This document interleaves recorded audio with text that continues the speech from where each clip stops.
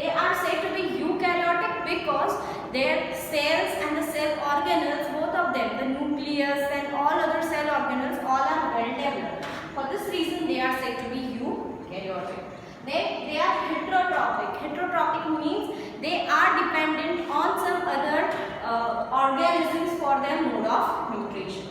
They grow in warm and humid places, right? They grow in two places. First is they grow in warm places as well as they also grow in humid places. Filament, they are filamentous with long, slender, thread-like hyphae, right?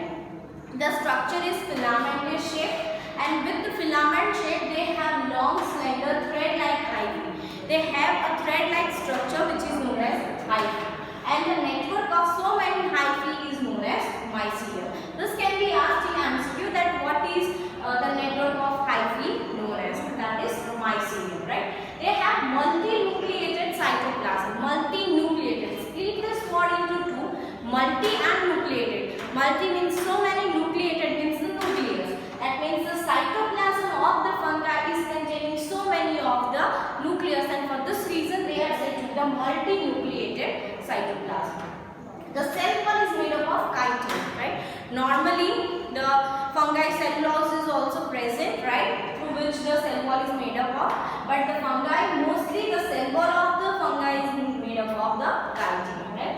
The mode of nutrition is either saprophytic, parasitic or symbiotic, right?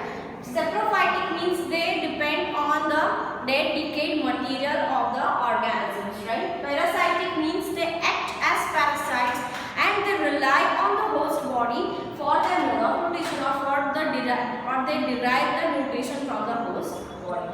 Symbiotic means a symbiotic relationship has been observed where both the organisms are being helpful. For this reason, symbiosis takes place, and for this reason they are also said to be symbiotic, right? The reproduction is three ways it is occurring in the fungi. First is vegetative, second will be asexual, and third will be sexual. In vegetative, fragmentation, fission or budding takes place, right? In vegetative, fragmentation means they divide themselves into small fragments, and those fragments further grow into a individual algae. Next is fission. Fission means they separate either by the binary fission or multiple fission program. Or they are also going for the vegetative reproduction by budding, where you have already learned about the yeast in standard 10, right? What they in budding, what to the example of Saccharomyces, that is yeast was given, right? That yeast are growing or yeast are separating or dividing themselves through the procedure of vegetative reproduction, which is known as budding. Now, this was about the vegetative reproduction, right? The second type is asexual reproduction. In asexual reproduction, it is occurring through conidia as well as zoospores, right? That means conidia are also spores-like structures through which in the wind currents and the water currents they move, and along with them what happens, the reproduction takes place. But here as no gametes are involved, right, for this reason it is said to be the asexual type of reproduction. In sexual type, it is occurring through oospores, ascospores or basidiospores, right?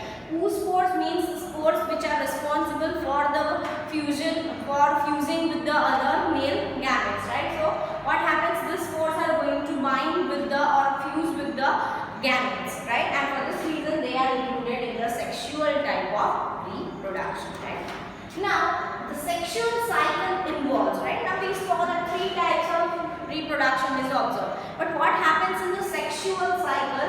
So the sexual cycle involves three types, right? First is plasmogamy, right? In which the fusion of male and female gametes occur. That means the fusion of male and female gametes is known as plasmogamy. Karyogamy, that is the fusion of two nuclei, right? The fusion of two nucleus occurs, and for this reason what happens, it is known as karyogamy. The third is meiosis in zygote to produce haploid spores, right? So meiosis or reduction division takes place in the zygote, and upon the meiotic division it forms the haploid spores, and those spores are further going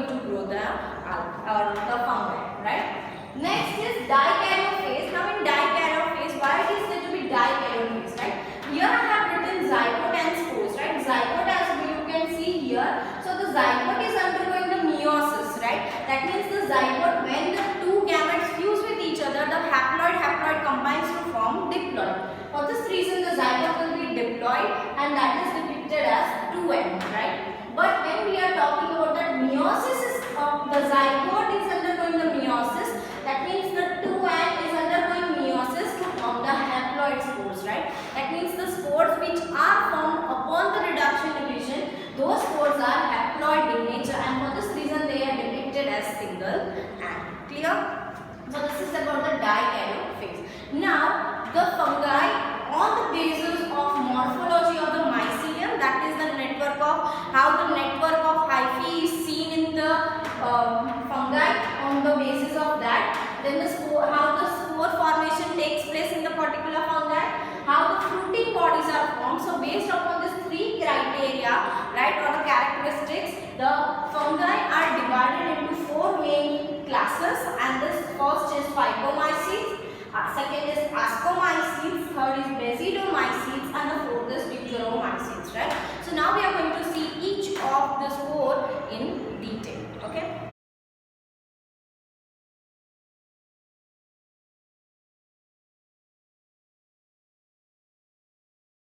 Now we are going to see all these four types in detail. The first is Phycomycetes. They are found in aquatic habitat, that means they are found in water, right?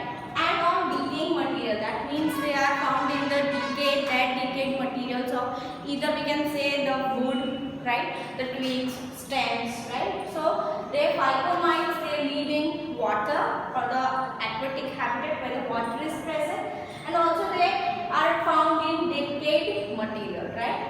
Mycelium is aseptate, that is divided by septa, right? So mycelium is aseptate and conocytic, that is they have multinucleated cell, right? So the mycelium of Phycomycetes is aseptate, that is divided by septa or septum, and they are conocytic, that is they have a multinucleated cell, right? The asexual reproduction is observed in the Phycomites, and it is through two types, right? First type of spore is zoospore. They are said to be the motile spores, that means they go for the motility of a particular spore. And the second type is aplanospores, which is a non-motile spores, right? So the asexual type of reproduction which is taking place in the Phycomycetes is seen in two ways, right? First is through the zoospores and second is through the aplanospores, right? The zoospores are said to be the motile spores and the aplanospores are said to be the non-motile spores, right? The example of Phycomycetes is Rhizomas, right? The second type of fungi is Ascomycetes. They are saprophytic, decomposers and parasitic. Saprophytic means they are saprophytes. They rely on the dead decayed material of organisms, and they are said to be decomposers also because they are saprophytes. They depend on what? The different dead decayed material, and also they act as parasites. That means what they do is they rely on the host body for their mode of nutrition. The mycelium and branch and septum, right? Mycelium is branched as well as it is septate. That means here aseptate, that is it was divided by a septum. Here septate, that means they are not divided by a septum, right? Here mycelium will be branched, right? The myceliums are going to branch themselves and they are septate. The asexual spores are present in this type of fungi, and those asexual type of spores are known as conidia, right? And the sexual spores are said to be the ascospores, right? That means the asexual spores are said to be conidia, which does not need any other gametic fusion for the reproduction. And there are also sexual spores which undergo the sexual reproduction, and those sexual reproduction is carried out by the ascospores, right? The example of Ascomycetes is Aspergillus, right? This is the second type of fungi. The third type of fungi is Basidiomycetes, right? The Basidiomycetes have the mycelium branched and septate, same as the Ascomycetes. That means their mycelium will be the branched one and it will be septate. The vegetative reproduction is carried out by the fragmentation. So the vegetative reproduction is seen in the Basidiomycetes, and in the Basidiomycetes it is occurring through fragmentation, right? The sexual reproduction is also seen by two somatic cells where they combine with each other to form a basidium, right? So when in the sexual reproduction in the Basidiomycetes, what happens? Two somatic cells. Somatic cells are said to be the vegetative cells. So when the two vegetative cells combine or fuse with each other, they form a structure which is known as basidium, right? And the example of basidiomycetes is agaricus. This is the scientific name of this particular fungi. The common name of agaricus is mushroom. Clear? This was the third type, and the last and the foremost type is the deuteromycetes, right? Then the deuteromycetes, it is the only vegetative and asexual phases known. That means here the sexual phase of this particular type of fungi is unknown, right? So only vegetative and asexual phases known. The mycelium is septate and branched. This is same in these three of them, that is ascomycetes, basidiomycetes and deuteromycetes. So their mycelium is septate as well as it is branched. Some are saprophytes or parasites. Now amongst the deuteromycetes, some fungi are saprophytes, that means they rely on dead decayed material, and some are said to be the parasites where they act as parasites. That means they go inside or they act upon the host body and they derive nutrition from that. For this reason, some of the fungi which is included into the deuteromycetes are saprophytes and some are parasites. The example of deuteromycetes is Trichoderma. So here we complete this kingdom, that is fungi. We are going to see the other left two kingdoms, right? That is kingdom Plantae and kingdom Animalia, and some other topic, that is virus, viroids and lichen.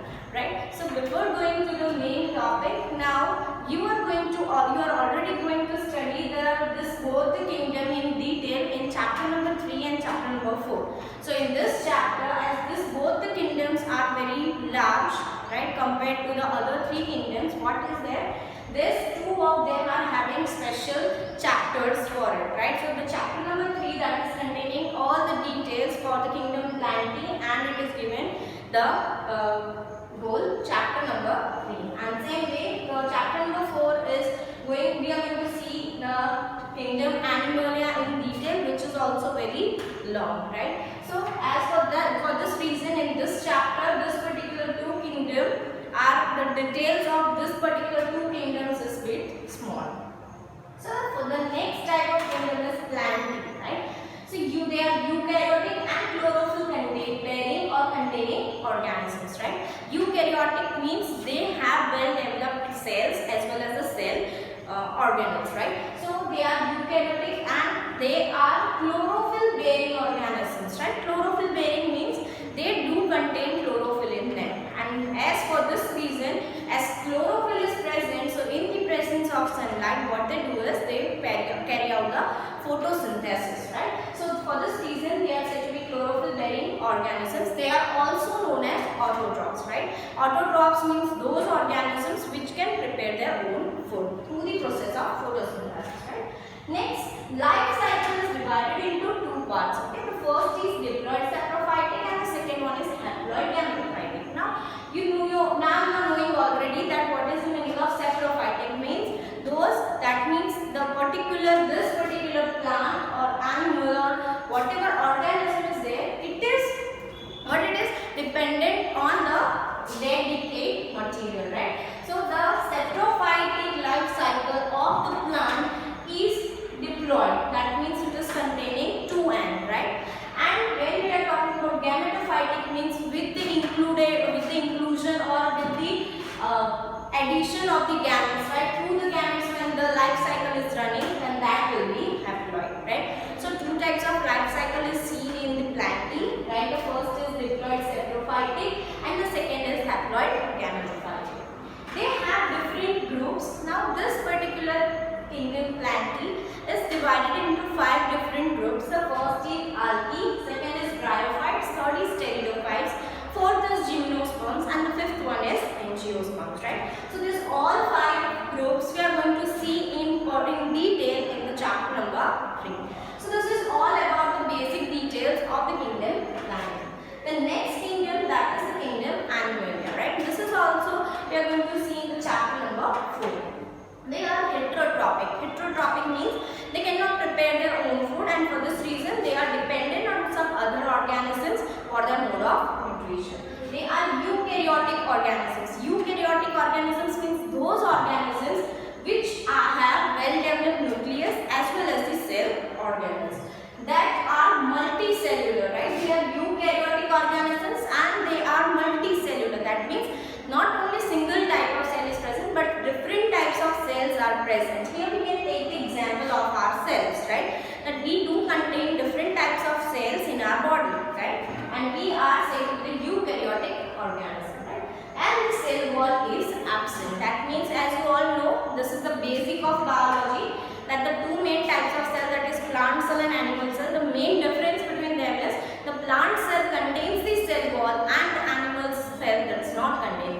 cell wall. So here the animal, the cells or the organisms or the whichever organism or whichever animals are included in this kingdom, they all does not have cell wall. Their cells does not have cell wall. The mode of nutrition is holozoic and reserve food is fats or glycogen, right?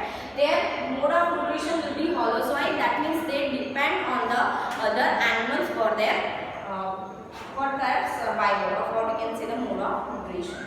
The reserve food material is said to be the fats or glycogen, right? That means we have already seen this, that glycogen and the starch, right? That means the plants when prepare their own food, they store this food in the form of starch, and when we are talking about the animals, they are storing this particular food reserve materials in the form of glycogen, or which is also known as fats. The sexual reproduction is by copulation between the male and female, right? What happens? The word copulation means the mating process which is taking place between the male and female. So in animals, the sexual reproduction is taking place, and this sexual reproduction takes place by the copulation of the female and male, right? So this is all about the basic details of kingdom animal. Next is the virus, viroids and lichen, right? Now this virus, viroids and lichen, they are not set into this, out of this 5 kingdom, they are not set into any one kingdom. For this reason, we are going to study them in detail, right?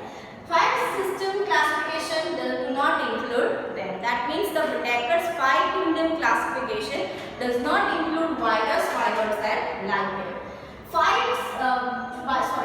Virus are non-cellular organisms having inner crystalline structure and outside lignin, right? See, virus are non-cellular organisms. That means they does not have cells in them, right? But they have inner crystalline structure. From inner side they are made up of crystalline, and from outside they are living. Now when we are talking about virus, nowadays you are very aware of virus.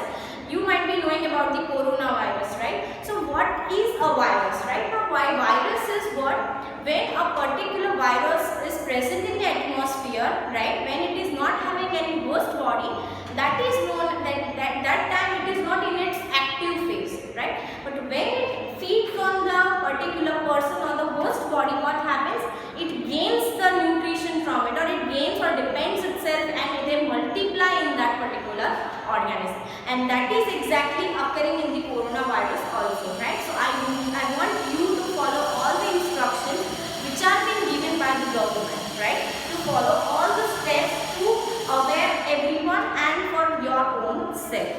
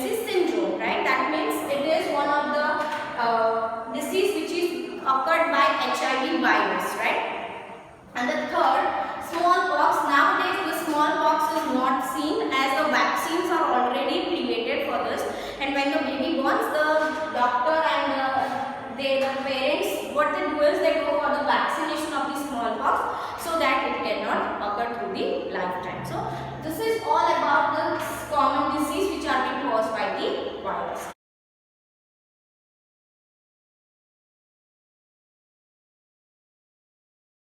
Bacteriophage have a protein coat called capsid, and it is made of small subunits called capsomoles, right? So this is a figure of bacteriophage, and this bacteriophage do contain a protein coat, right? And that protein coat is known as capsid. And so many capsid subunits are joined with each other to form capsomoles. The proteins, this protein, that is the protein coat, what they do is they protect the nucleic acid. Nucleic acid is nothing but the DNA and RNA, right? So it protects the nucleic acid which is present inside the head portion, right?